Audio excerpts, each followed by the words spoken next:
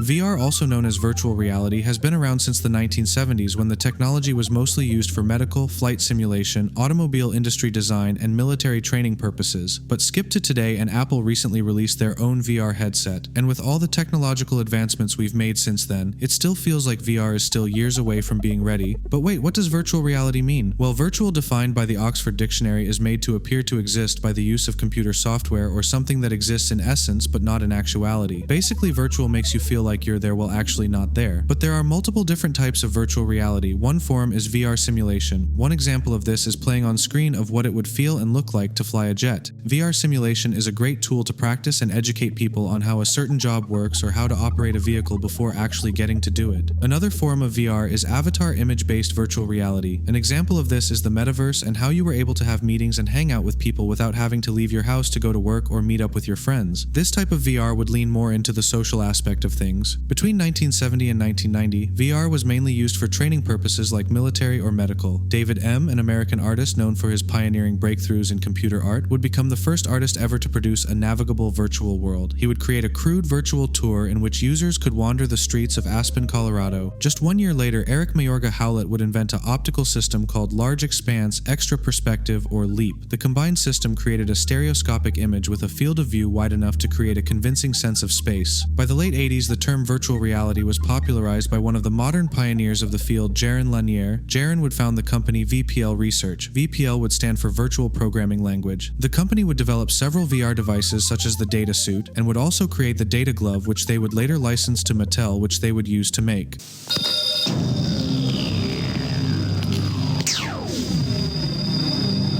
The Power Glove for your Nintendo Entertainment System. Now you and the games are one.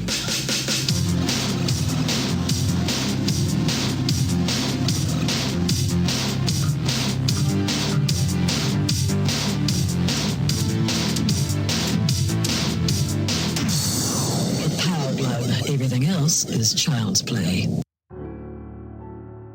I think ever since the Power Glove was released, gaming companies would try to connect the gamer to the virtual world. In the 90s, there was widespread commercial releases of consumer headsets. Gaming magazine Computer Gaming World would predict that VR would be affordable by 1994. It's interesting that VR has lasted this long after so many failed attempts at trying to make it work. In 1991, Sega would announce the Sega VR, a headset that you would connect to the Mega Drive. It used LCD screens in the visor, stereo headphones, and inertial sensors that allowed the system to track and react to the movements of the user's head. But one well-known VR headset that you may have heard of is... The first problem was that it was marketed as a portable system. Yeah, portable. My ass is portable. You could barely find a comfortable way to play this big red ugly piece of shit at home, let alone bring it somewhere. Like you couldn't play in a car or something like that. And come to think of it, you wouldn't want to play this thing in public anyway. You'd look like an asshole. The Virtual Boy was a console created and released by Nintendo in 1995. The console is considered to be the worst thing Nintendo ever released. It was marketed as the first console capable of displaying stereoscopic 3D graphics. The games use a parallax effect to create the illusion of depth. Sales failed to meet targets, and Nintendo ceased distribution and game development in 1996, having released only 22 games for the system. In 2007, Google would introduce Street View in their Google Maps. You were able to drop yourself in any part of the world and explore in a first-person perspective. In 2010, an American entrepreneur, Palmer Freeman Luckey, would design the first prototype of the Oculus Rift. Palmer would start the company Oculus VR and would launch a Kickstarter for the headset on August 1, 2012, and would raise over $2.4 million.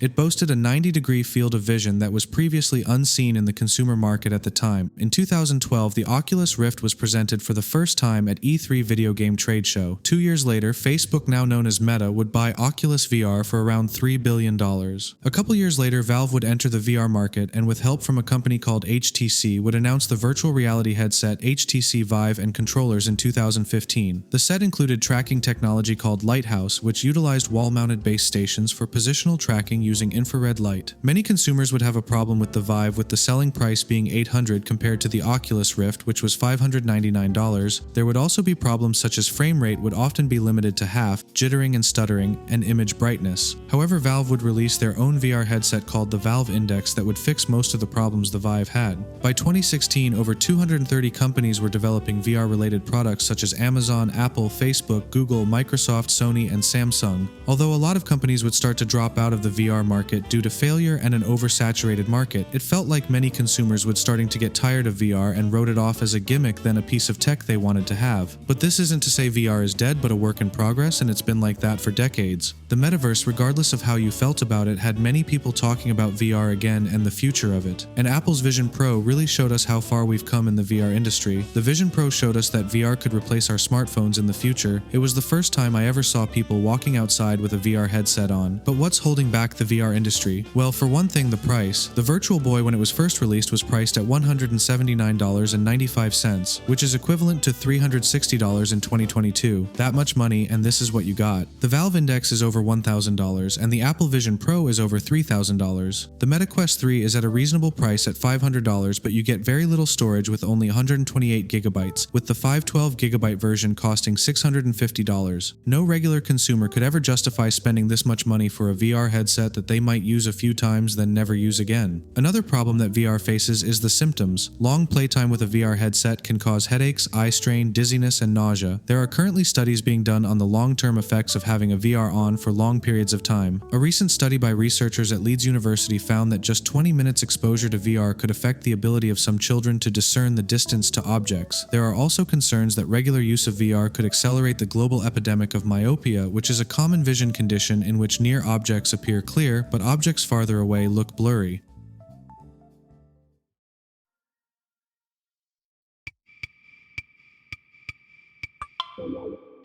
And after a couple of hours of running around the streets of New York, as in not in a controlled environment, my brain sort of clicked and it just forgot that I was looking through cameras and screens, and it took what it saw as reality.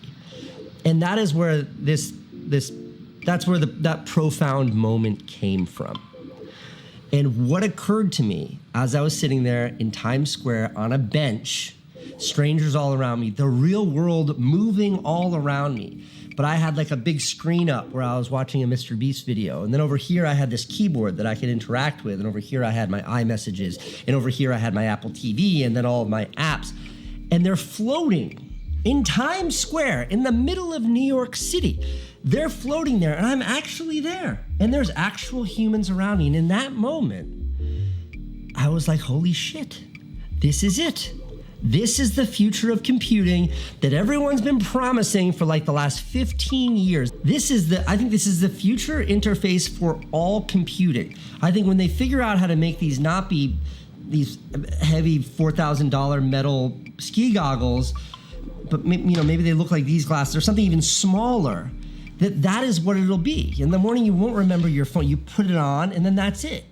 VR as it currently stands isn't something that normal people will be using, but people that are really into tech. But I think Apple really showed us what the future could look like once different companies start to figure out how to address the problems VR faces, such as the health concerns or the price or just how bulky VR is. Certainly VR isn't replacing our smartphones anytime soon, but hopefully when I'm in my 30s or 40s that the tech will be figured out by then. As I said before, VR has always been a work in progress and is always evolving.